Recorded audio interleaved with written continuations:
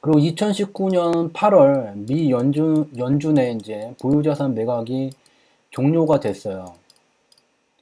그래서 이 이후에 지금 변화를 좀 보게 되면, 어, 미 연준의 이제 보유자산 매각이 종료되게 되면 이제 유동성이 2019년 8월 이후로 이제 증가가 되게 돼요. 미달러 유동성이 증가가 되게 되고, 유동성 장세가 이제 진행이 되게 되면 위험 자산 속에서도 이제 경기 민감 업종에 대한 포트폴리오 내 비중 편입을 높여줘야지 되고, 기존에 이제 2016년 내 미달러 유동성이 줄어들게 되는 시절 포트폴리오 내 비중이 높았었던 안전자산에 속하는 이 채권에 대해서 이제 보유 비중을 낮춰줘야지 돼요. 채권에 대해서 보유 비중을 낮춘다는 것은 아무렇게나 막 파는 게 아니라 채권을 매도하게 되면 수익률이 확정짓게 돼요. 그렇기 때문에 어떠한 상품이 됐든지 간에 일정 규모 이상을 보유하고 있는 그런 조직이 있다면 해당 이제 매각해야 되는 상품에 대한 가격을 일정 기간 높여주게 돼요. 즉 매도를 통해서 수익을 확정지어야 되는 상품의 가격을 어, 높이고, 매수를 통해서 이제 평균 매입 단가, 낮으면 낮을수록 좋은 평균 매입 단가가 확정짓게 되는 그런 상품은 가격 수준을 3년 전 경기 수준까지 낮춰놓게 돼요. 그리고 이러한 설명이 이제 이해가 안 되시는 분들을 위해서 추가적으로 이제 내용을 좀 살펴보게 되면, 여기 있는 게 이제 미국의 4주물 국채에 대한 수요고, 이게 이제 7년물 국채에 대한 수요예요. 단기물에 대한 수요는 2019년에 들어온 다음에 6월 이후서부터 수요가 감소되고 있는 중이에요. 그리고 장기물에 대한 수요는 2018년 말서부터 수요가 감소되고 있는 중이에요. 2019년 말서부터 장기물 국채에 대한 수요가 감소되는데 가격이 올라가고 있는 중이에요. 또한 2019년 6월 이후로 단기물에 대한 국채 수요가 감소되는데 채권 가격은 올라가고 있는 중이에요. 이와 같이 장기물과 단기물에 모두 수요가 감소되는데 가격이 올라가는 이러한 현상을, 수요가 감소되는데 가격만 상승하는 이러한 현상을 오버슈팅이라고 정의를 내리게 됩니다. 즉 반등을 만들 수는 있지만 그 반등을 만드는 것이 수요 증가에 의해서 가격이 올라가는 이러한 현상이 아닌, 수요가 감소되는데 가격이 올라가게 되는 이러한 현상은 오버슈팅이라고 설명을 하게 돼요. 그래서 오버슈팅, 즉 현재 채권 가격이, 미국 채권 가격이 계속해서 상승하는 이러한 현상은 오버슈팅이에요. 즉 수요가 동반되지 않는 기존의 안전자산의 비중이 높은 보유 매물을 높은 수익률을 확정짓기 위해서 인위적으로 정상적이지 않은 가격이 형성되어 있는 그런 상황이라는 것은 이러한 수요 분석을 통해서 어렵지 않게 확인할 수 있습니다. 따라서 이와 같은 미 연준의 보유자산 매각 이후에 미달러 유동성이 쉽게 증가되는 유동성 장세 시절을 이미 세계 금융시장에 참가하고 있는 주요한 투자기관들은 포트폴리오 비중 조절 변화를 통해서 대비해 오고 있다는 것을 확인해 볼 수가 있습니다. 따라서 현재 시점에서 미국 채권에 대한 투자가 좋겠어요, 나쁘겠어요? 오버슈팅이기 때문에 갈 때까지 간 거예요. 그러면 현재 관점에서 매입해야 되는 것은 이 3년 경기선까지 저렴한 가격에 위치하고 있는 경기 민감 업종이 되게 되고, 현재 관점에서 채권에 대해서 투자하는 것이 아니라 이 채권을 보유했던 분들이 높은 수익률을 기록하면서 흡족한 미소를 지으면서 수익을 확정짓는 그러한 시기가 돼요.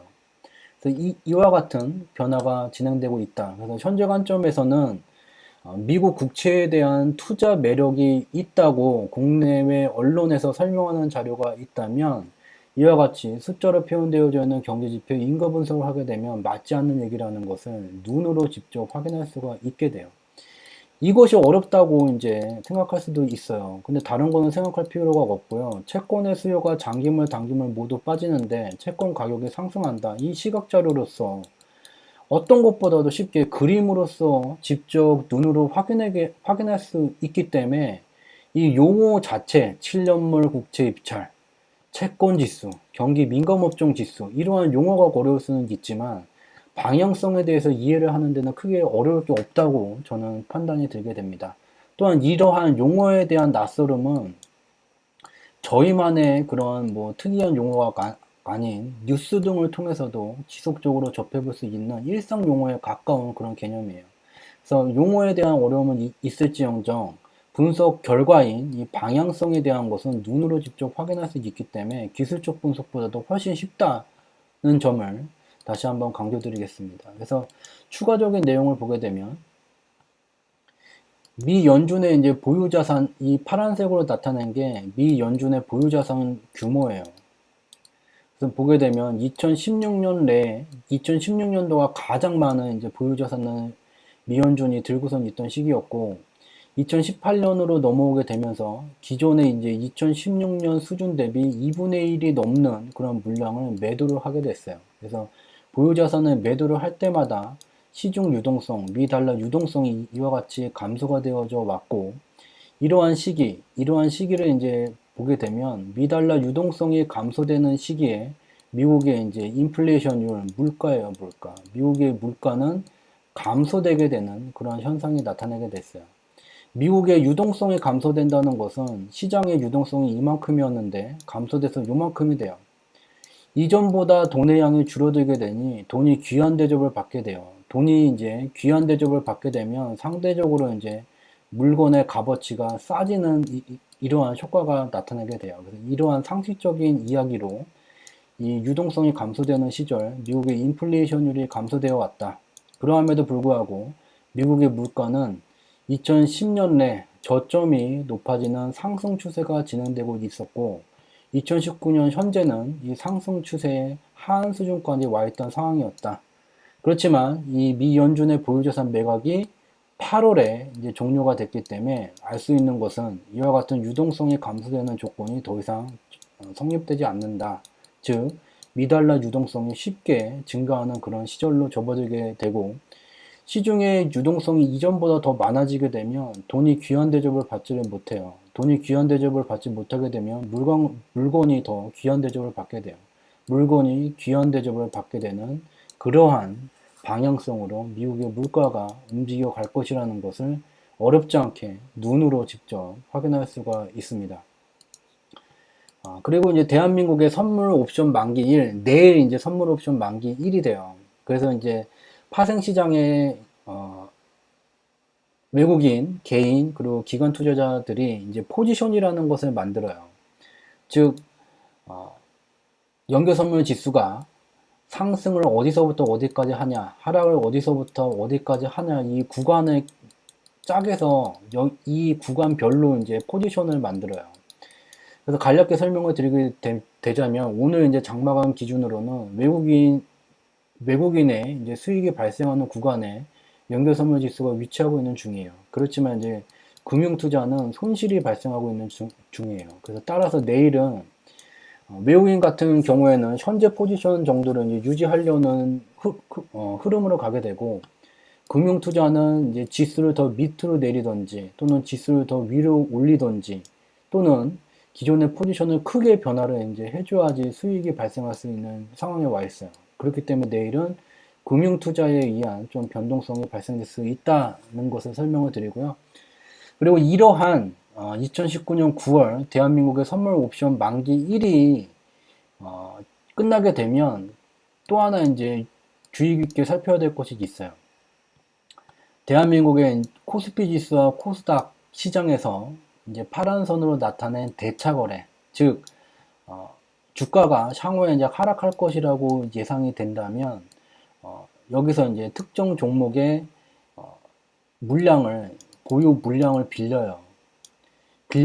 빌려서 얘를 이제 매도를 하고 이 매도했던 물량만큼을 가격이 빠진 다음에 사갖고서는 갚아주는 이러한 거래를 대차 거래라고 얘기를 하게 돼요. 그래서 이러한 대차 거래가 증가된다는 것은 향후에 주가가 더 빠질 것에 베팅을 하는 그러한 사람들이 많아진다는 것을 의미를 해요. 그리고 또한 이러한 대차 거래는 주로 이제 국내외 투자기관이 주로 진행을 하게 됩니다. 그래서 국내외 투자기관들은 스탁론을 통해서 원금 회복을 해야 됩니다. 어떤 것을 사야 되냐면 강력 매수 무료 추천 종목을 드릴게요. 와 같은 이제 마케팅을 하면서 뒤로는 지수가 빠질 것에 대해서 베팅을 하고 있던 중이에요. 또한 8월에 큰 이제 조정 뒤에 좀 반등이 진행이 되게 되니까 다시 이제 개인들은 신용 물량을 남의 돈을 빌려서 투자하는 신용 물량이 증가되고 있는 중이에요. 이와 같은 현상은 코스닥 시장도 마찬가지로 대차 거래를 통해서 국내의 투자기관들은 지수의 하방에 하락하는 것에 베팅을 하고 8월의 깊은 조정 이후에 반등이 진행되자 개인들은 스탁론을 통해서 남의 돈을 빌려서 투자를 하게 되는 이와 같은 현상이 진행되고 있는 중이에요. 그래서 2019년 9월 선물 옵션 만기가 마치게 되게 되면 대한민국 경제 방향성에 수렴하는 대한민국 선물 지수의 하락 추세 내 이제 반등이 마무리되게 되고 수급적으로도 국내의 투자기관들은 대차 거래를 늘려왔었고 또한 이러한 국내 투자기관들의 이제 사냥감이 되게 되는 개인들은 역시나 남의 돈을 빌려서 원금 회복에 힘쓰고는 있지만 이들은 이제 뒤로 호박씨를 까고 있는 이러한 상황이라는 것을 알 수 있게 됩니다. 강조드리는 바는 2019년 9월 선물 옵션 만기 내일 그리고 다음 주 금요일 날 미국의 선물 옵션 만기에 따른 이제 변동성이 마무리가 되면 주요한 국가들은 상승 추세가 여전히 진행이 되게 되지만 대한민국은 지속되고 있는 하락 추세 내 반등이 마무리가 되게 돼요.